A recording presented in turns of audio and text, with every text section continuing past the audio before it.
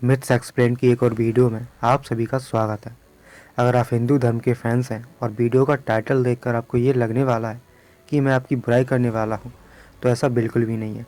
हाँ, आपको लगेगी थोड़ी सी, पर सच का सामना करना भी आपको आना चाहिए। तो वे लोग जिनका एक धर्म है, बड़े बड़े संगठन है, मंदिर है, रीति रिवाज है, अजीब अजीब कॉमिक्स भी हैं, पर इंसानियत नहीं है। राज कौन करेगा इस पर लड़ाई, ज़्यादा पावरफुल कौन है इस पर लड़ाई, खाने में मांस कर छोड़ो, ये सब आगे की वीडियो में। अब जहाँ विचारों की बात आती है तो उसमें बुद्धिज्म ही हमारे सामने खरा उतरता है। बुद्धिज्म के कारण ही भारत विश्व गुरु था, पर ऐसा क्या हुआ कि अभी हमारे बीच ही नहीं रहा।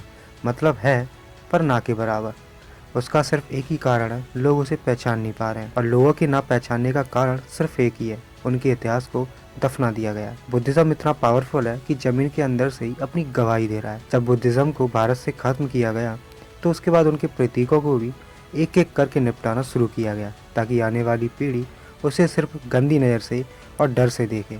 तो आज की वीडियो में हम ऐसे ही कुछ चीज़ों के बारे में बात करने वाले हैं कि किस तरह से एक लाइट ऑफ एशिया के अस्तित्व को खत्म करके उसकी कब्र पर कैसे दूसरे धर्म को स्थापित किया गया और बनाया गया ब्राह्मणवादी साम्राज्य। तो किसी की भावनाओं को आद किए बिना चलिए शुरू करते हैं। बौद्ध धर्म का पतन जब हुआ तब कुछ धूर्तों ने उनके प्रतीकों, चिन्हों, त्योहारों आदि को गंदा किया, ताकि आने वाले लोग इनसे हेट करने लगे। जैसे उन्हें शूद्र कहना, अछूत कहना, ये सब तो ठीक था, पर उन्हें असुर, राक्षस, दानव तक बना डाला। वैसे इससे रिलेटेड कुछ डेडिकेटेड वीडियो बनाए हुए हैं जिन्हें मैं डिस्क्रिप्शन में दे ही दूंगा, तो आप उन्हें देख ही लेना। नंबर 1, बोधि वृक्ष।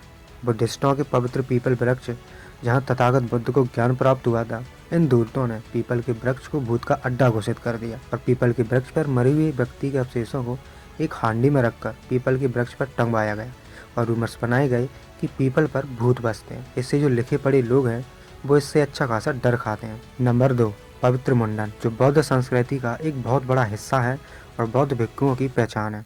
सर का मुंडन करना उसे परिवार के सदस्य के मरने के बाद मुंडन संस्कार का रूप दे दिया गया, ताकि कम से कम इस वजह से तो लोग बुद्धिज्म को गलत कहेंगे। नंबर 3, पवित्र उजला वस्त्र। आपने कई बार बुद्धिज्म को भगवा वस्त्रों में देखा होगा, और क्या आपको पता है कि बुद्धिज्म को श्वेत वस्त्रों को भी पवित्र मानते हैं, पर उन उजला या सफ़ेद वस्त्रों को किसी शादीशुदा स्त्री के पति के ध्यान के बाद उसे विधवा का रूप देते हुए उस विधवा स्त्री को सफ़ेद साड़ी पहनाकर उसे विधवा होने की पहचान बना दी गई, ताकि बौद्ध संस्कृति की पहचान को भी धीरे धीरे करके मिटाया जा सके। नंबर 4, फल्गु नदी। दक्षिण प्लेटो से उत्तर की ओर बहने वाली फल्गु नदी, जहाँ तथागत बुद्ध को ज्ञान प्राप्त हुआ, उस नदी को अपवित्र बना दिया गया। दक्षिण की सारी चीज़ों को अपवित्र बना दिया गया। दक्षिण में बहने वाली हवा को अपवित्र घोषित किया गया। दक्षिण दिशा के दरवाजे को भी अपवित्र बना दिया। यही कारण था कि दबे कुचले समुदायों को गांव के दक्षिण में ही बसाया जाता था। इन लोगों के लिए दक्षिण की तरफ मुंह करके सोना भी अपशगुन लगता है। इतना ही नहीं, इन लोगों ने ये अफवाह भी फैलाई कि फल्गु नदी के तट पर पिंडदान और तर्पण करने से पितरों को सबसे उत्तम गति के साथ मोक्ष की प्राप्ति होती है और माता पिता समेत कुल की 7 पीढ़ियों का उद्धार होता है, और साथ ही साथ पिंडदान करता खुद को परम गति को प्राप्त करता है। अब इन मूर्ख लोगों को कौन समझाए कि फल्गु नदी उन लुप्त नदियों में से एक होने वाली है जिनका कृत्रिम कचड़े की वजह से सिर्फ नाम ही रह गया है। लेकिन इन धूर्तों का क्या, इनका बस धंधा चलना चाहिए। नंबर 5, बुद्ध काल को भूतकाल बनाया। आप सभी ने कभी ना कभी कहावत तो सुनी होगी कि पीपल में भूत बसते हैं, बुद्ध ही बुत हैं, बुद्ध ही भूत हैं। ये सब काल्पनिकता के आधार पर मनुवादियों ने कहा कि पीपल में भूत बसते हैं। भूतकाल यानी बुद्धकाल। मनुवादियों द्वारा फैलाए गए ब्राह्मण जाल यानी ब्रह्मजाल के आधार पर लोग अक्सर यही कहते हैं, भूत पिशाच निकट नहीं आवे। मनुवादियों का मतलब एकदम साफ था कि बुद्ध जैसे जीनियस उनके पास नहीं आए और ना ही उनके पास जाए, क्योंकि ये चिलगोजे बुद्ध के तर्कों से डरते हैं, आज भी डरते हैं और आगे भी डरते रहेंगे। इसलिए तथागत बुद्ध की नीतियों और बुद्धवाद से दूर रहने और दूर रखने का मनुवादियों ने भूत पिशाच का डर लोगों के मन में बैठा दिया। नंबर 6, चेतिया को चूतिया कहना। जिसके नीचे तथागत बुद्ध का ज्ञान चक्षु जागा, उन्हें सत्य का ज्ञान हुआ। धूर्तों ने चेतिया शब्द को चूतिया शब्द का प्रचलन भी बौद्ध सभ्यता के विरोध में किया। एक्चुअली पीपल को चेतिया वृक्ष भी कहते हैं। पीपल वृक्ष को चेतिया यानी जागृति मतलब ज्ञान वर्धक भी बोला जाता है। पीपल चेतना जागृति में चैत्य रूपी मेडिटेशन का भी काम करता है। इसीलिए चेतिया शब्द को बदलकर चूतिया शब्द बना दिया, जिसका अर्थ बुद्धू या मूर्ख होता है, और बुद्ध के विरुद्ध दुष्प्रचार करके बुद्ध से बुद्धू बना दिया गया। नंबर 7, बुद्ध की ही कॉपी करना। हिंदी और संस्कृत में अवतार सीधा सीधा अर्थ होता है कॉपी करना।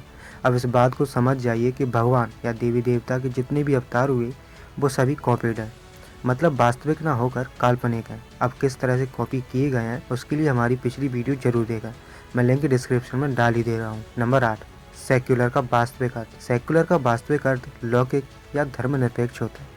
आप अगर ध्यान नहीं दे पाए हो तो डिक्शनरी खोलकर देखने से पता चल जाएगा कि सेक्युलर का वास्तविक अर्थ लौकिक या धर्मनिरपेक्ष होता है। जो परलोक में विश्वास करता है वो सेक्युलर हो ही नहीं सकता। सारी दुनिया के सभी बड़े धर्मों में से सिर्फ बौद्ध धर्म की जीवन दृष्टि लौकिक है, मतलब सेक्युलर है, यानी कि वास्तविक है। बाकी सभी धर्म परलोक में विश्वास करते हैं, इसलिए वो सेकुलर नहीं हो सकते। आज कई लीडर हिंदू धर्म के वैचारिक प्रोड्यूसर हैं। शंकराचार्य का धर्म जो भाग्यवादी कर्मकांडी धर्म की रक्षा काल्पनिक किस्सों पर आधारित है, उधर बुद्ध धर्म यानी तार्किक वैचारिक कर्मवादी समतावादी विज्ञानवादी और प्रोग्रेसिव धर्म है।